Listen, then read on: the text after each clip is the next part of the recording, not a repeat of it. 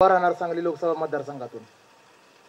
त्यामुळे साहेब आम्हाला खोटं बोलायला येत नाही। छक्क्या पंजातलं कुस्ती क्षेत्रात काम करत असल्यामुळे जे केलं ते निष्ठेने केलं, प्रामाणिकपणाने केलं, त्या लाल मातीची सेवा केली, म्हणून आज तुमच्या समोर मी एक वेळा नाही तर 2 वेळा महाराष्ट्र केसरी म्हणून उभा आहे।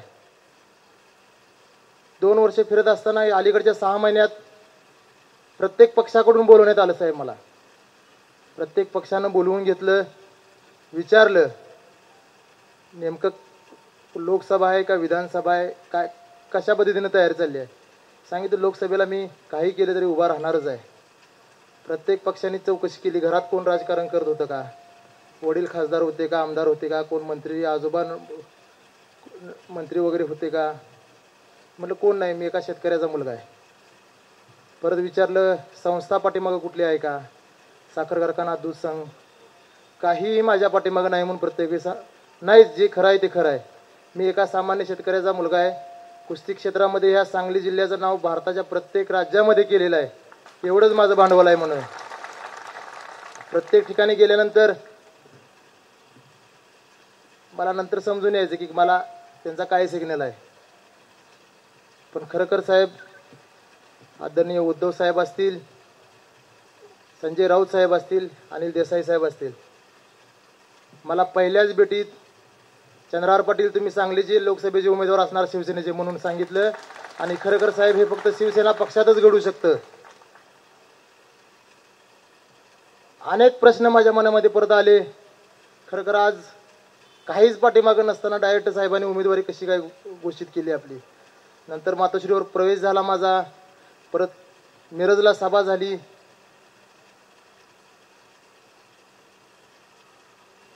न राहून मी साहेबांना प्रश्न विचारला, खरखर साहेब माझ्या पाठीमागं काय नाही, आज धनशक्ती नाही, संस्था नाही, कोण घरात एखादा मोठा नेता होऊन गेलेला नाही, फक्त शेतकऱ्याचा एक मुलगा आणि फक्त कुस्ती क्षेत्रामध्ये नाव केलंय। साहेबांनी मला उत्तर दिलं, चंद्रहार पाटील तुमच्यावर माझा विश्वास आहेच, पण जे सांगली जिल्ह्यामध्ये जे निष्ठावान शिवसैनिक आहेत बाळासाहेब ठाकरेंचे, त्यांच्यावर तुमच्यापेक्षा जास्त विश्वास आहे, ते तुम्हाला दिल्लीपर्यंत घेऊन जातील। खरखर या गोष्टी माझ्यासाठी साहेब, या एका सामान्य कुटुंबातल्या मुलासाठी खरखर हे खूप वेगळं आहे आणि भावनिक सुद्धा आहे माझ्यासाठी।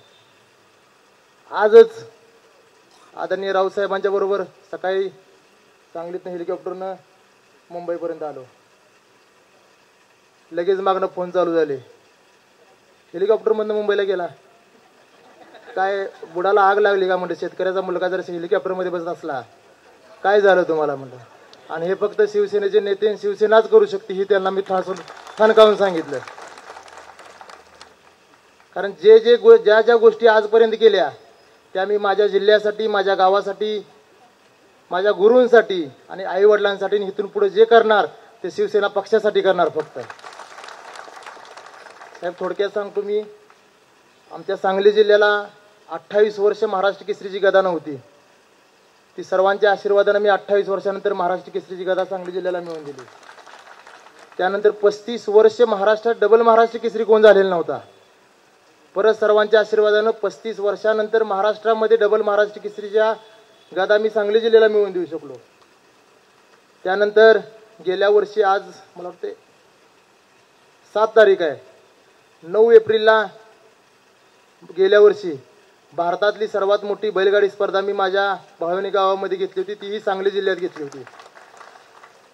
भारतातली सगळ्यात मोठी तालीम उभारायचं काम चालू आहे, जवळजवळ 30% काम झाले, पूर्ण झालेलं आहे। काल राऊत साहेबांनी तिथं भेट दिली तालिमेला। भारतातील सर्वात मोठी तालीम उभा करण्याचं काम हेही सांगली जिल्ह्यात चालू आहे। आणि आजपर्यंत गेल्या देश स्वतंत्र झाल्यापासून कुणाच्याही डोक्यात न आलेली कल्पना, आर्मीसाठी रक्तदान, सांगली जिल्ह्यातून 1 लाख जणांचं रक्तदान करायचं आणि भारतासाठी व भारतीय सेनेसाठी द्यायचं। ह्या अशा अनेक सामाजिक उपक्रमातून मी जिल्ह्यातील सर्व जनतेसमोर गेलो आणि खरखर आदरणीय उद्धव साहेबांनी, राऊत साहेबांनी, देसाई साहेबांनी हा एक विश्वास माझ्यामध्ये निर्माण केला की तुम्ही खरखर लोकसभेचे उमेदवार होऊ शकता आणि तुम्ही निवडून येऊ शकता। आणि आज काय चित्र चालू आहे तुम्हाला सर्वांना मी वेगळं काय सांगायला नको सांगलीच्या उमेदवारीवरनं, पण काही जरी झालं तर सांगलीचा खासदार मीच असणार एवढं तुम्हाला मी आज ठणकावून सांगतो। आणि या शिवसेनेच्या पाठिंब्यामुळं, शिवसेनेच्या आशीर्वादामुळं, आदरणीय बाळासाहेब ठाकरेच्या आशीर्वादाने असेल, सर्व नेते मंडळीच्या आशीर्वादाने असेल, येणाऱ्या काळामध्ये मी जेवढा संघर्ष माझ्यासाठी शिवसेना पक्ष आज करते तेवढाच संघर्ष करून मी शिवसेनेची मशाल आणि माझी महाराष्ट्र केसरीची गदा दिल्लीपर्यंत घेऊन जाणार एवढाच तुम्हाला शब्द देतो आणि थांबतो. जय हिंद, जय महाराष्ट्र.